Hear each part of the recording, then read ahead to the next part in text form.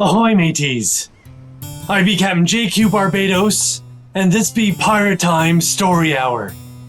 Whether you be joining me live or rewatching the video on demand, I hope you enjoyed today's sampling of classic pirate literature.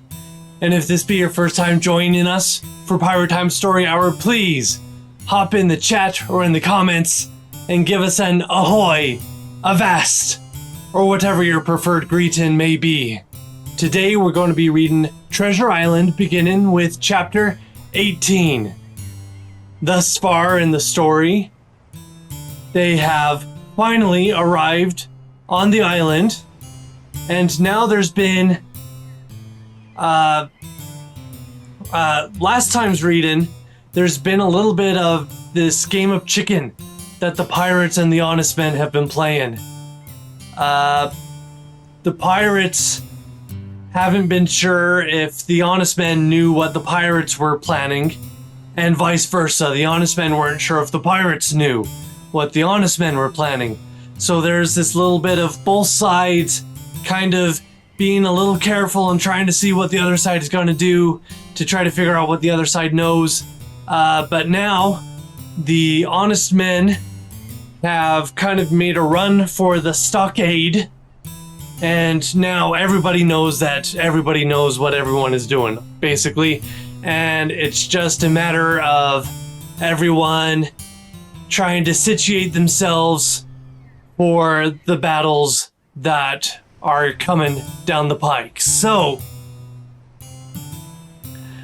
we're going to begin with chapter 18, and I will put on my reading voice.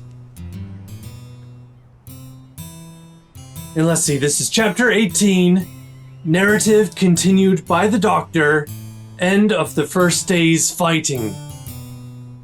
So this being narrated by Dr. Livesey instead of by Jim.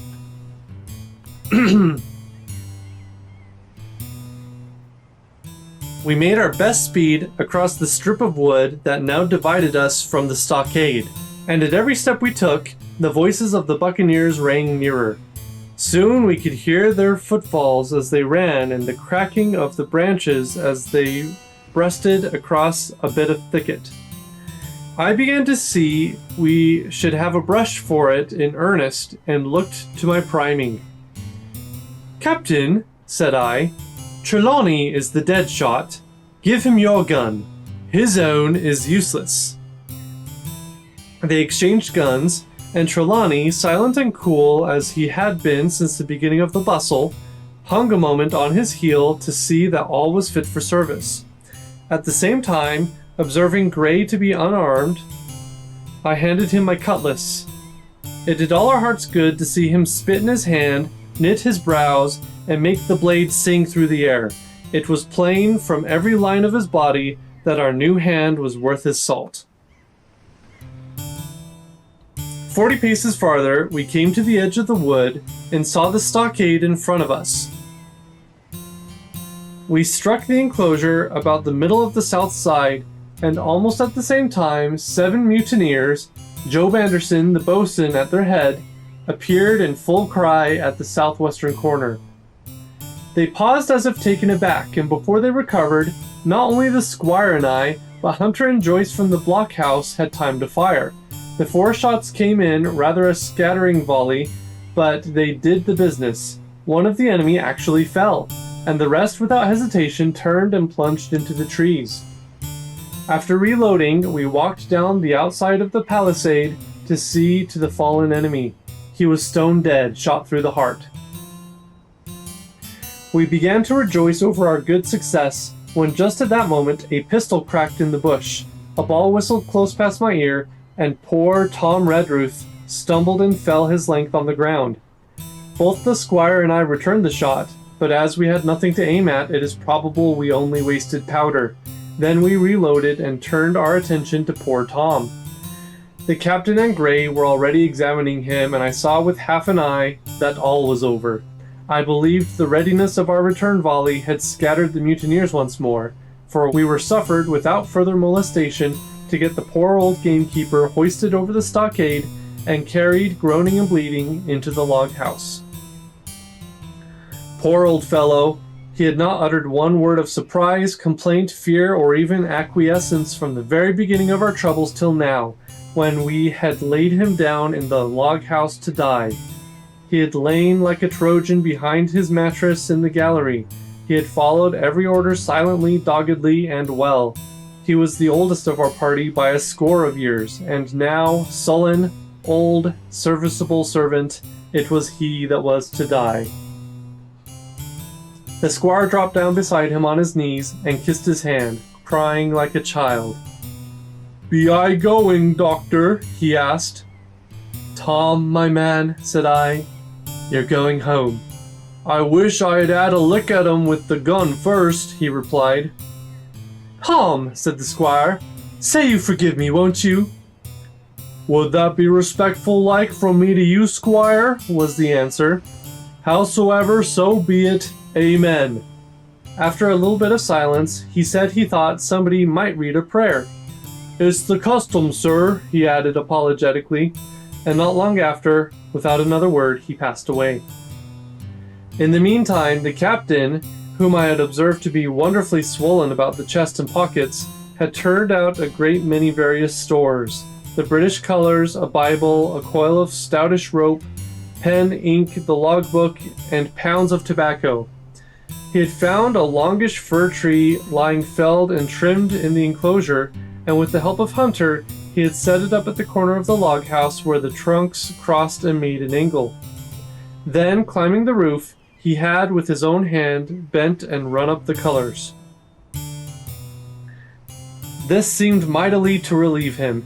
He re-entered the log house and set about counting up the stores as if nothing else existed, but he had an eye on Tom's passage for all that, and as soon as all was over, came forward with another flag and reverently spread it on the body.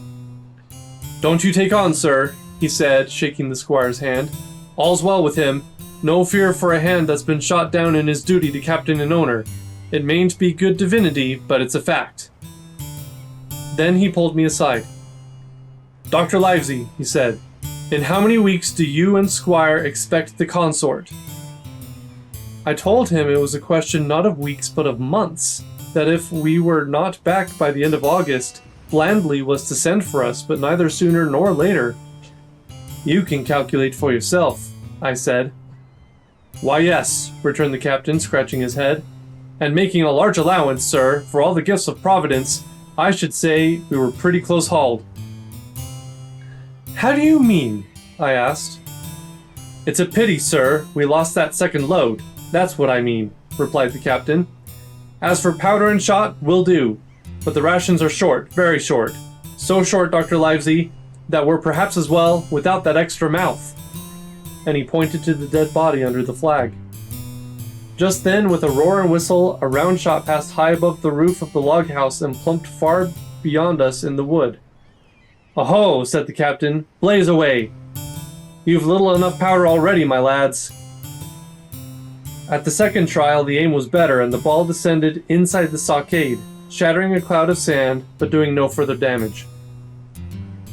"Captain," said the squire, "the house is quite invisible from the ship. It must be the flag they're aiming at. Would it not be wiser to take it in?" "Strike my colors!" cried the captain. "No, sir, not I." And as soon as he had said the words, I think we all agreed with him, for it was not only a piece of stout, seamanly good feeling, it was good policy besides, and showed our enemies that we despised their cannonade. All through the evening they kept thundering away. Ball after ball flew over, or fell short, or kicked up the sand in the enclosure, but they had to fire so high that the shot fell dead and buried itself in the soft sand. We had no ricochet to fear, and though one popped in through the roof of the log house and out again through the floor, we soon got used to that sort of horseplay and minded it no more than cricket. "There's one good thing about all this," observed the captain. "The wood in front of us is likely clear. The ebb has made a good while. Our stores should be uncovered. Volunteers to go and bring in pork." Gray and Hunter were the first to come forward. Well armed, they stole out of the stockade, but it proved a useless mission. The mutineers were bolder than we fancied, or they put more trust in Israel's gunnery, for 4 or 5 of them were busy carrying off our stores and wading out with them to one of the gigs that lay close by, pulling an oar or so to hold her steady against the current. Silver was in the stern sheets in command, and every man of them was now provided with a musket from some secret magazine of their own. The captain sat down to his log, and here's the beginning of the entry. Alexander Smollett, master. David Livesey, ship's doctor. Abraham Gray, carpenter's mate. John Trelawney, owner. John Hunter and Richard Joyce, owner's servants, landsmen, being all that is left faithful to the ship's company, with stores for 10 days at short rations, come ashore this day, and flew British colors on the log house in Treasure Island. Thomas Redruth, owner-servant, landsman shot by the mutineers. James Hawkins, cabin boy. And at the same time, I was wondering over poor Jim Hawkins' fate. A hail on the land side. Somebody hailing us, said Hunter, who was on guard. Doctor, Squire, Captain! Hello, Hunter, is that you? Came the cries. And I ran to the door in time to see Jim Hawkins, safe and sound, come climbing over the stockade. Now, here we see Captain Smollett playing his role well. On this kind of a venture on a ship, the captain's primary duties were to take command in combat situations. And, as we can tell, the men are clearly in a combat situation now, and so Captain Smollett has taken firm command over everything that they've been doing, and you can see he does his job well. He's very organized. He's keeping an eye out for the rations, for their situation, their placement, and he's taking good notes in the captain's log so that should something happen to them, people who come by later can see exactly what happened. And now, finally, Jim has rejoined the rest of the party. So, in Chapter 19, it says, Chapter 19, narrative resumed by Jim Hawkins, the garrison in the stockade. As soon as Ben Gunn saw the colors, he came to a halt, stopped me by the arm, and sat down. I can't remember what voice I did for Ben Gunn. Hold on. Now, said he, there's your friend, sure enough. Far more likely it's the mutineers, I answered. That, he cried. Why, in a place like this where nobody puts in but gentlemen of fortune, Silver would fly the Jolly Roger. You don't make no doubts of that. No, that's your friends. There's been blows too, and I reckon your friends has had the best of it. And here they are ashore in the old stockade as was made years and years ago by Flint. He was the man to have a headpiece, was Flint. Barring rum, his match were never seen. He were afraid of none, not he. Only Silver. Silver was that genteel. Well, said I, that may be so, and so be it. All the more reason that I should hurry on and join my friends. Nay, mate, returned Ben, not you. You're a good boy, or I mistook. But you're only a boy, all told. Now Ben Gunn is fly. Rum wouldn't bring me there where you're going. Not rum wouldn't, till I see you're a born gentleman and gets it on his word of honor. And you won't forget my words. A precious sight, that's what you'll say. A precious sight more confidence, and then nips 'em. And he pinched me the third time with the same air of cleverness. And when Ben Gunn is wanted, you know where to find him, Jim. Just where you found him today. And him that comes is to have a white thing in his hand, and he's to come alone. Oh, and you'll say this. Ben Gunn, says you, has reasons of his own. Well, said I believe I understand. You have something to propose, and you wish to see the squire or the doctor, and you're to be found where I found you. Is that all? And when, says you, he added. Why, from about noon observation to about 6 bells. Good, said I. And now may I go? You won't forget, he inquired anxiously. Precious sight and reasons of his own, says you. Reasons of his own, that's the mainstay, as between man and man. Well then, still holding me, I reckon you can go, Jim. And Jim, If you was to see silver, you wouldn't go for it to sell Ben Gunn? Wild horses wouldn't draw it from you? No, says you. And if them pirates camp ashore, Jim, what would ye say? But there'd be witters in the morning? Here he was interrupted by a loud report, and a cannonball came tearing through the trees and pitched in the sand not 100 yards from where we two were talking. The next moment, each of us had taken to his heels in a different direction. For a good hour to come, frequent reports shook the island, and balls kept crashing through the woods. I moved from hiding place to hiding place, always pursued, and so it seemed to me, by these terrifying missiles.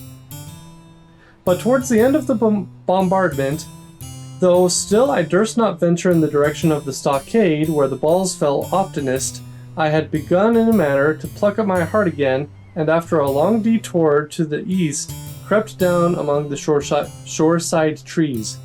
The sun had just set, the sea breeze was rustling and rumbling in the woods, and ruffling the grey surface of the anchorage. The tide too was far out, and great tracts of sand lay uncovered.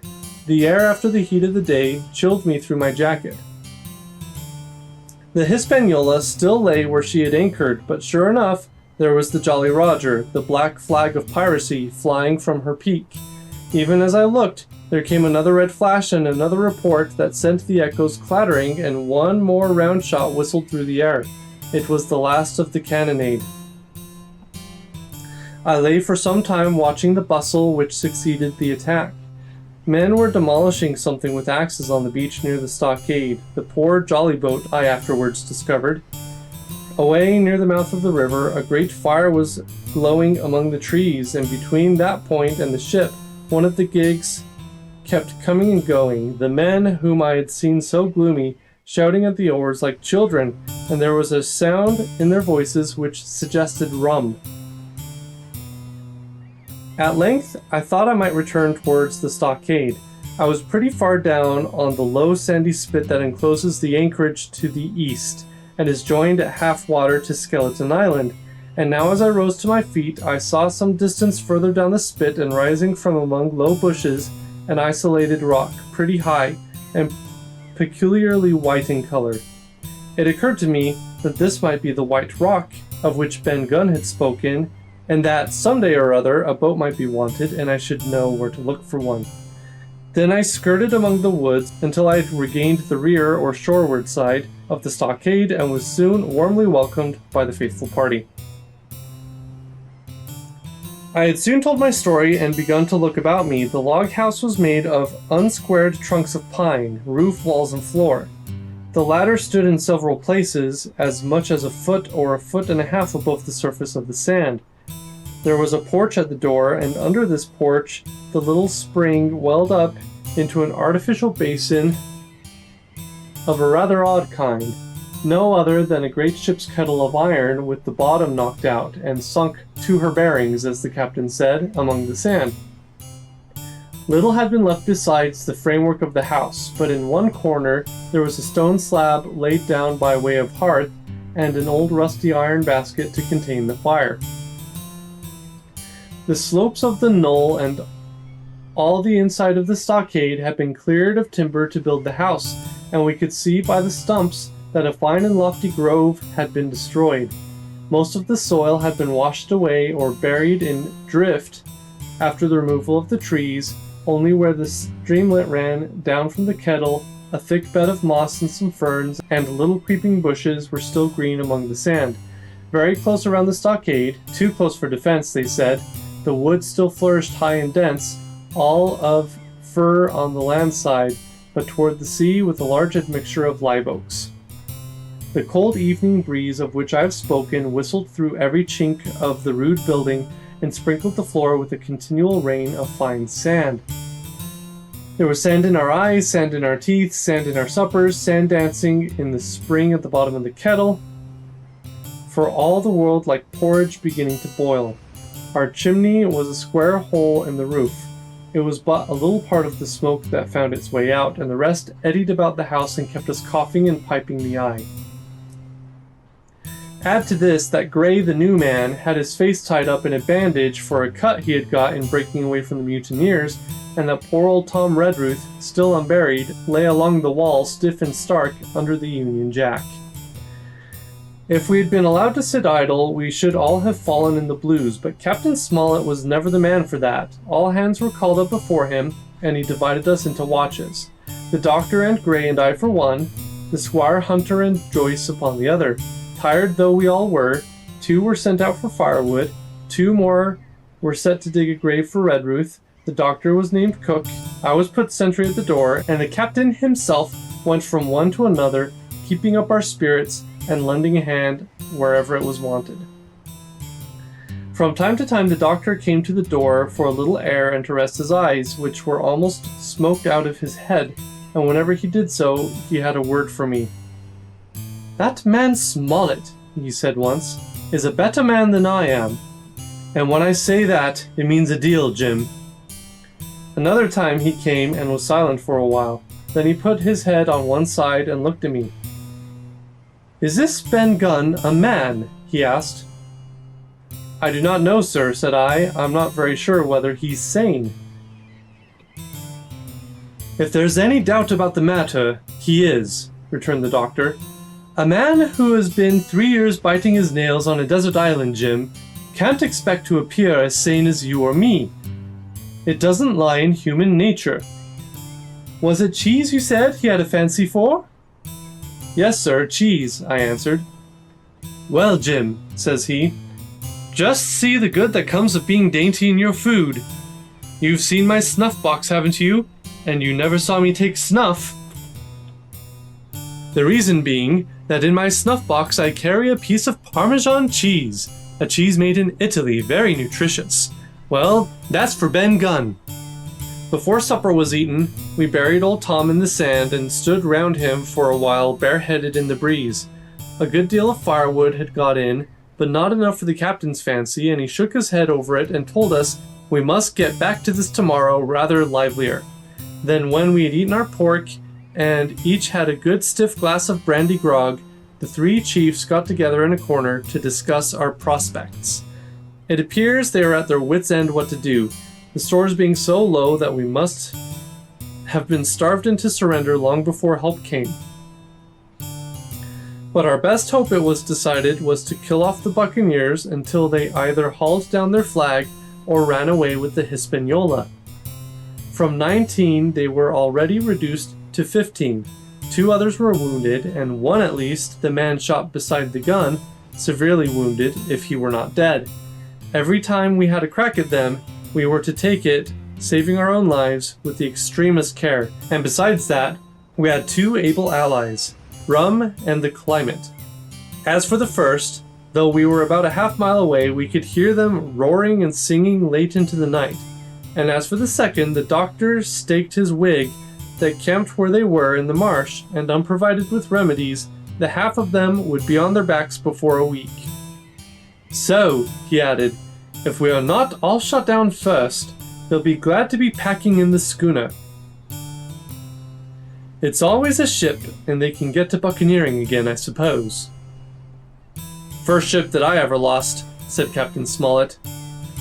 I was dead tired, as you may fancy, and when I got to sleep, which was not till after a great deal of tossing, I slept like a log of wood.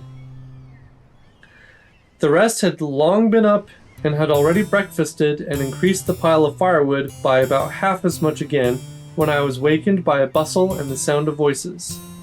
"Flag a truce!" I heard someone say, and then immediately after, with a cry of surprise, "Silver himself!" And at that, up I jumped, and rubbing my eyes, ran to a loophole in the wall. That be the end of chapter 19. All right. Chapter 20. Silver's Embassy. Sure enough, there were 2 men just outside the stockade, one of them waving a white cloth, the other no less a person than Silver himself, standing placidly by. It was still quite early, in the coldest morning that I think I ever was abroad in, a chill that pierced to the marrow. The sky was bright and cloudless overhead, and the tops of the trees shone rosily in the sun. But where Silver stood with his lieutenant, all was still in shadow, and they waded knee-deep in a low white vapor that had crawled during the night out of the morass. The chill and the vapor taken together told a poor tale of the island, It was plainly a damp, feverish, unhealthy spot. "Keep indoors, men," said the captain. 10 to 1, this is a trick. Then he hailed the buccaneer. "Who goes? Stand or we fire." "Flag a truce!" cried Silver. The captain was in the porch, keeping himself carefully out of the way of a treacherous shot, should any be intended. He turned and spoke to us. "Doctor's watch on the lookout. Dr. Livesey take the north side, if you please. Jim the east, Gray west. The watch below, all hands to load muskets. Lively, men, and careful." And then he turned again to the mutineers. "And what do you want with your flag of truce?" he cried. This time it was the other man who replied. "Captain Silver, sir, to come on board and make terms," he shouted. "Captain Silver? Don't know him. Who's he?" cried the captain. And we could hear him adding to himself, "Captain, is it? My heart, and here's promotion." Long John answered for himself. "Me, sir! These poor lads have chosen me captain after your desertion, sir," laying a particular emphasis upon the word desertion. "We're willing to submit if we can come to terms and no bones about it. All I ask is your word, Captain Smollett, to let me safe and sound out of this here stockade, and 1 minute to get out of shot before a gun is fired." "My man," said Captain Smollett, "I have not the slightest desire to talk to you. If you wish to talk to me, you can come. That's all. If there's any treachery, it'll be on your side, and the Lord help you." "That's enough, Captain," shouted Long John cheerily. "A word from you's enough. I know a gentleman, and you may lay to that." We could see the man who carried the flag of truce attempting to hold Silver back. Nor was that wonderful, seeing how cavalier had been the captain's answer. But Silver laughed at him aloud and slapped him on the back as if the idea of alarm had been absurd.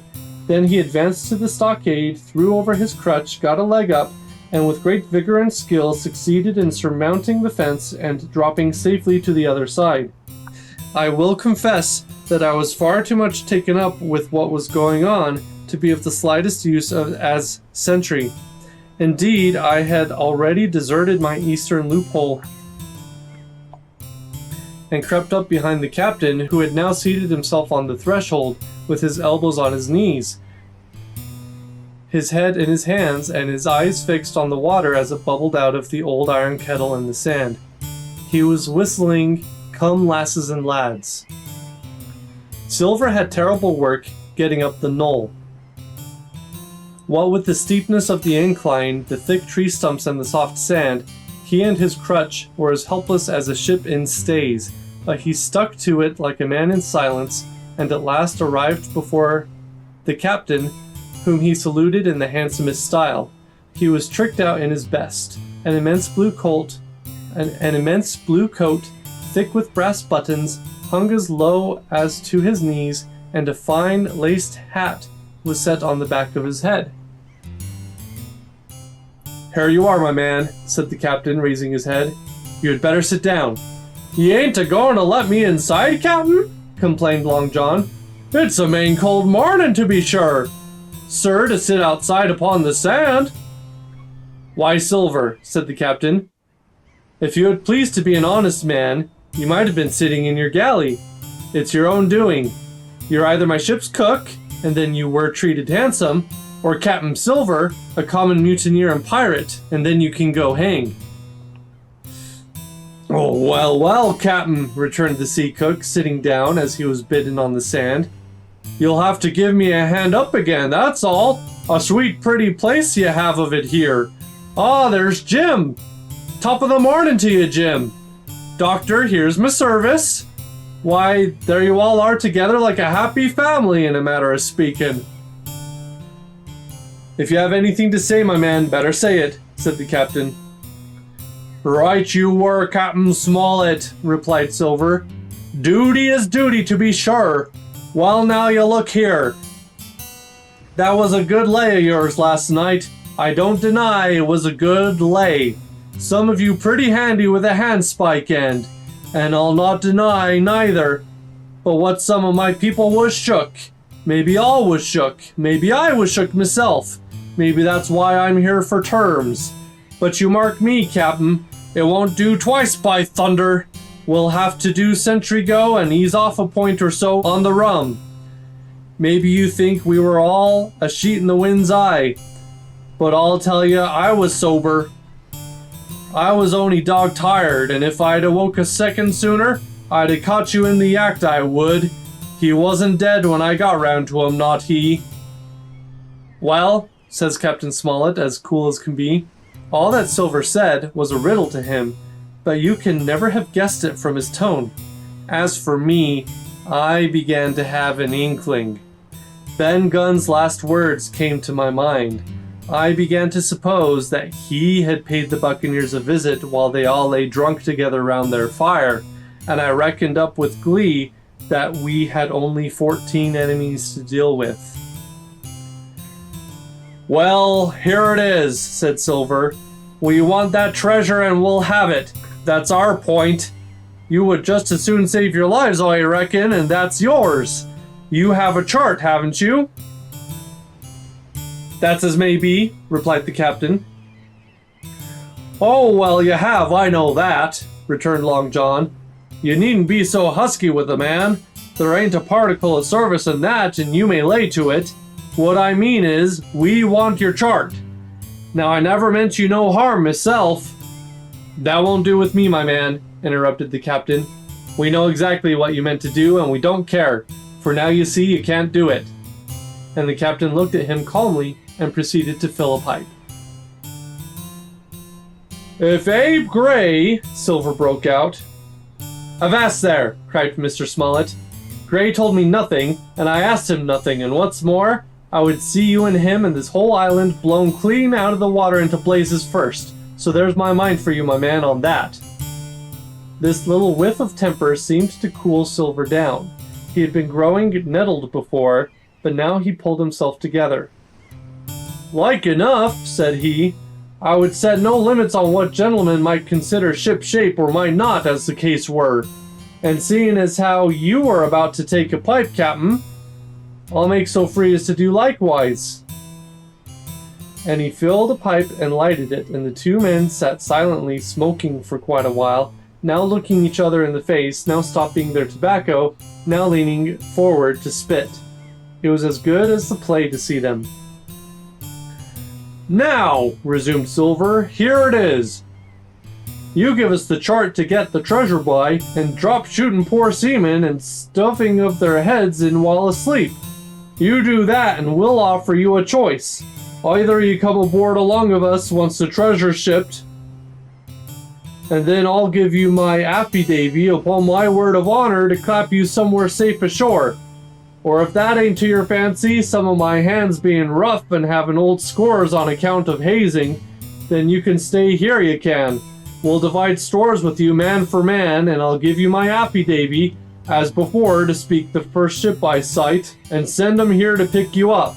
Now you'll own that's talking. Handsomer you couldn't look to get now, you. And I hope, raising his voice, that all hands in this here blockhouse will overhaul my words, for what is spoke to one is spoke to all. Captain Smollett rose from his seat and knocked out the ashes of his pipe in the palm of his left hand. Is that all? He asked. Every last word, by thunder, answered John. Refuse that and you've seen the last of me but musket balls. Very good, said the captain. Now you'll hear me.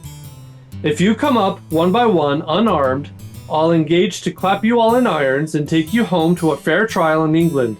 If you don't, my name is Alexander Smollett, I've flown my sovereign's colors, and I'll see you all to Davy Jones. You can't find the treasure, you can't sail the ship. There's not a man among you fit to sail the ship. You can't fight us. Gray there got away from 5 of you. Your ship's in irons, Master Silver. You're on a lee shore, and so you'll find. I stand here and tell you so, and they're the last good words you'll get from me, for in the name of heaven, I'll put a bullet in your back when next I meet you.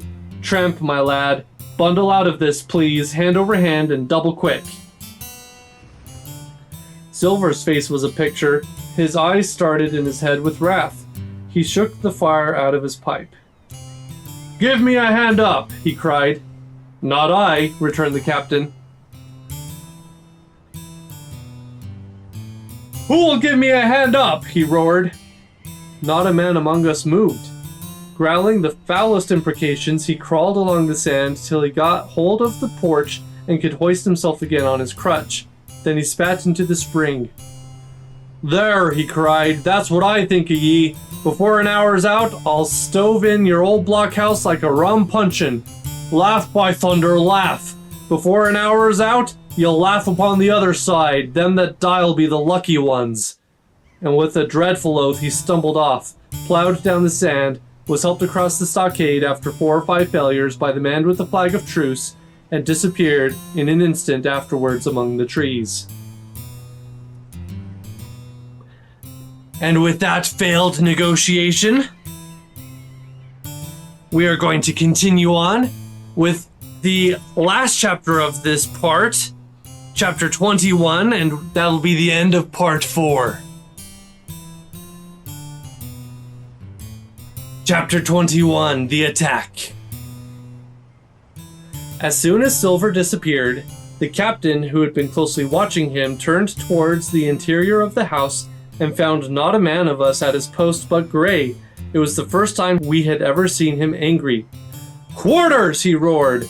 And then, as we all slunk back to our places, Gray, he said, I'll put your name in the log. You've stood by your duty like a seaman. Mr. Trelawney, I'm surprised at you, sir. Doctor, I thought you had worn the king's coat. If that was how you served at Fontenoy, sir, you'd have been better in your berth. The doctor's watch were all back at their loopholes. The rest were busy loading the spare muskets, and everyone with a red face, you may be certain, and a flea in his ear, as the saying is. The captain looked on for a while in silence, then he spoke. My lads, said he, I've given Silver a broadside. I pitched it in red hot on purpose, and before the hour's out, as he said, we shall be boarded. We're outnumbered, I needn't tell you that, but we fight in shelter, and a minute ago I should have said we fought with discipline. I've no manner of doubt that we can drub 'em, if you choose. Then he went the rounds and saw as he did that all was clear.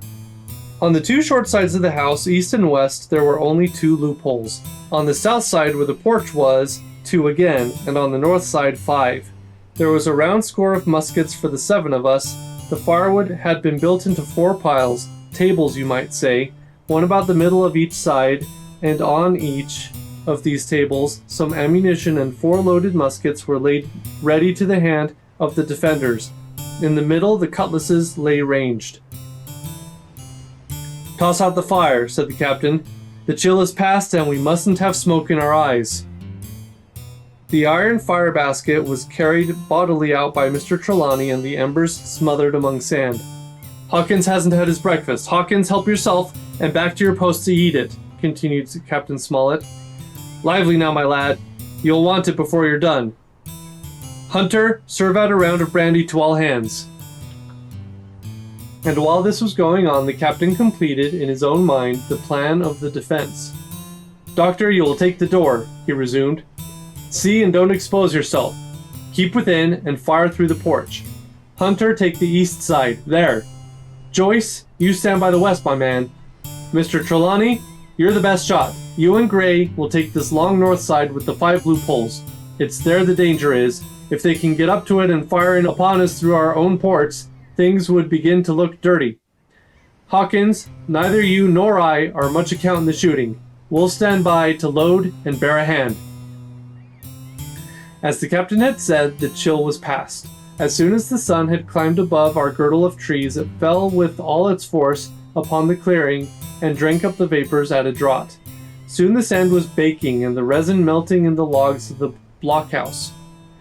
Jackets and coats were flung aside, shirts were thrown open at the neck and rolled up to the shoulders, and we stood there, each at his post, in a fever of heat and anxiety.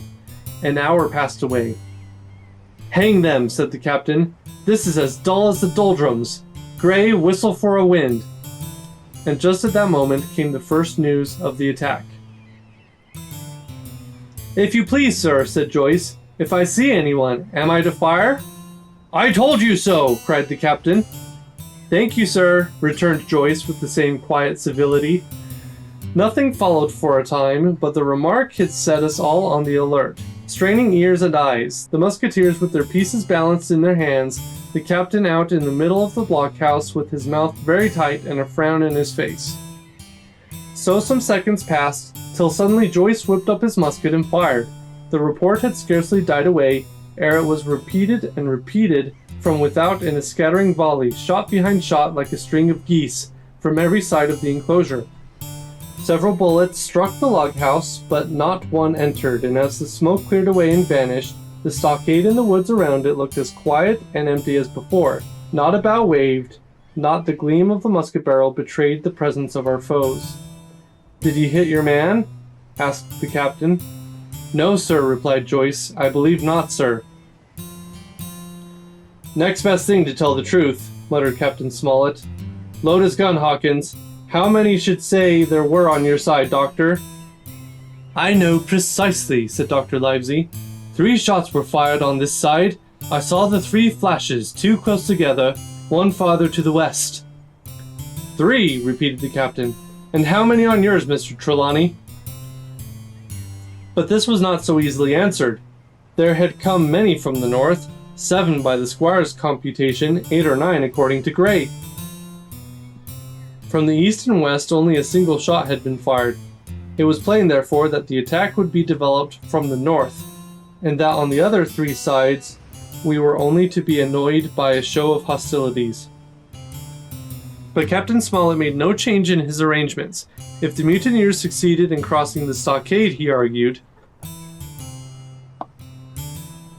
they would take possession of any unprotected loophole and shoot us down like rats in our own stronghold. Nor had we much time left to us for thought.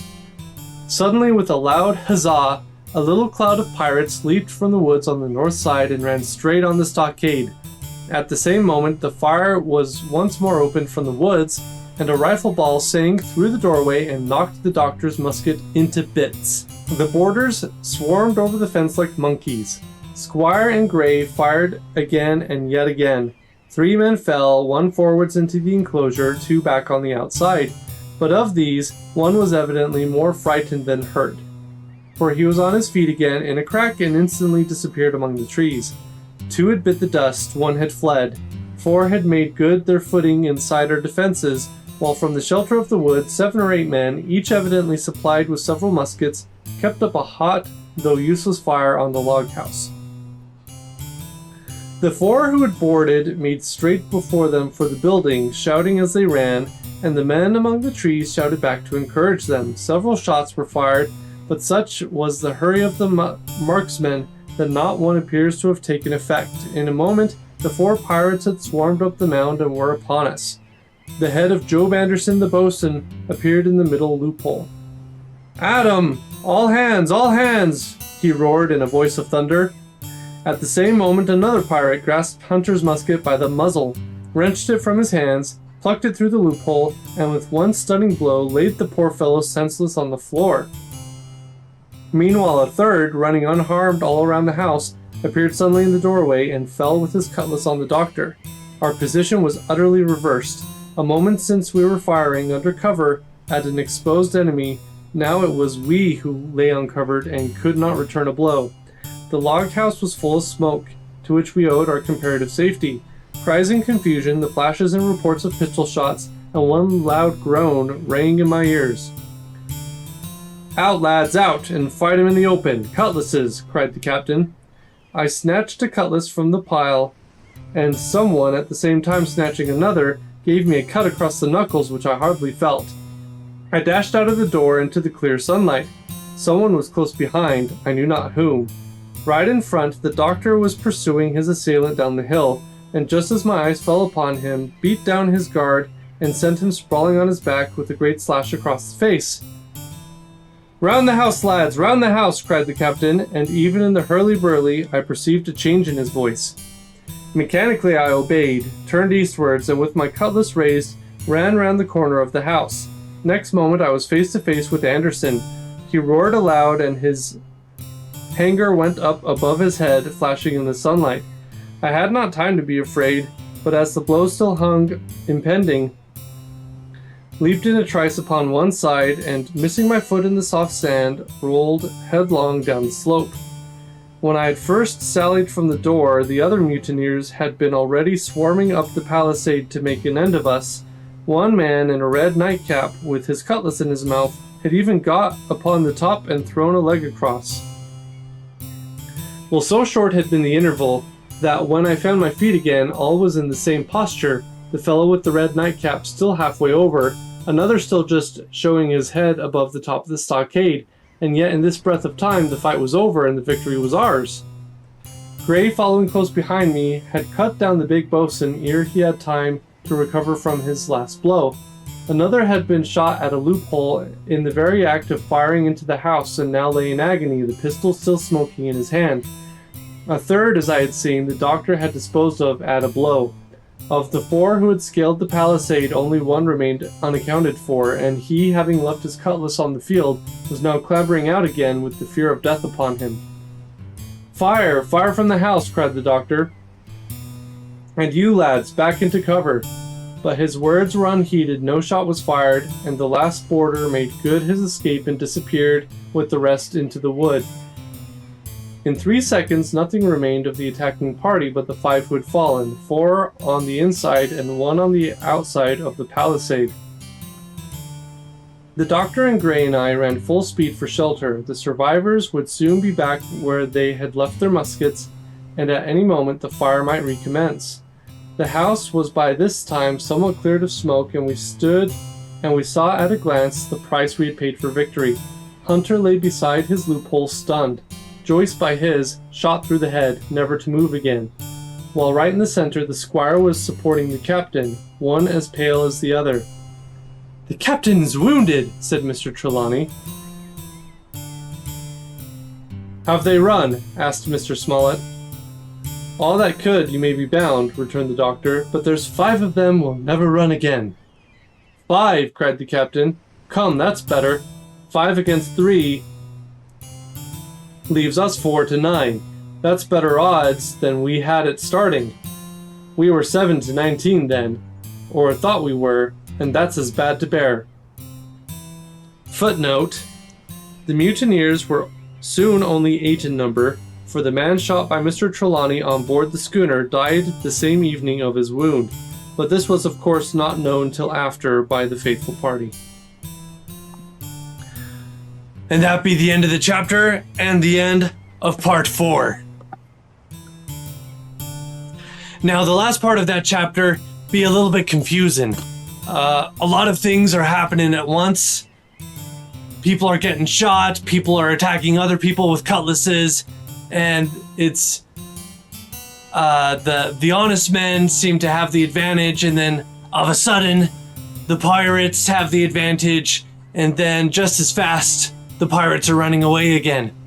Now, I find this to be very realistic. I don't know if you have ever been in a sword fight, whether it be a real sword fight or whether it be, you know, in the context of some sort of martial art. But battles of this sort usually are very, very fast. And 'tis difficult to tell what exactly is happening.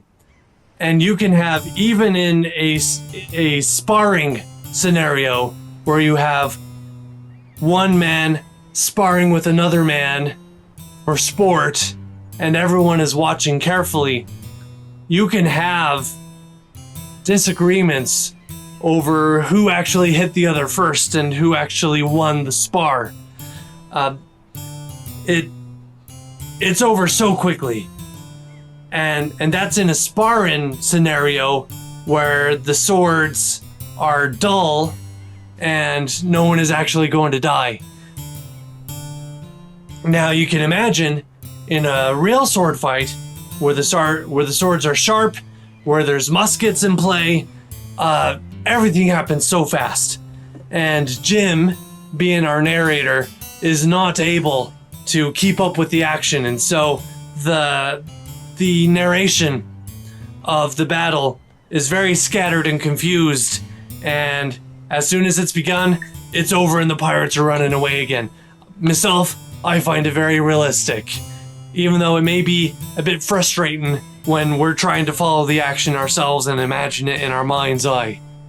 So I've been wanting to do periodic discussion streams where I take a break from reading to discuss things in a little bit more depth with you, but I don't know, I feel like we don't really have enough viewers yet to be able to have a discussion stream really make sense. And so I think I'm gonna hold off on that for now. But for sure, if you have something that has stood out to you that you'd like to discuss, I will be active in the comments section afterwards. Feel free to drop a comment on one of the past videos, or on this video, or on the re-upload when I re-upload a edited version of this. Feel free to make a comment, start a discussion. I will respond to you, and we'll do it that way for now until we have, you know, more people regularly participating in the comments of the live streams. I think that makes the most sense for now. Well then, thank you so much for joining me tonight. We've read a good chunk, and this be where the action really starts. So next time will be very exciting. Until next time, I be Captain J.Q. Barbados, and this has been Pirate Time Story Hour. Thank ye.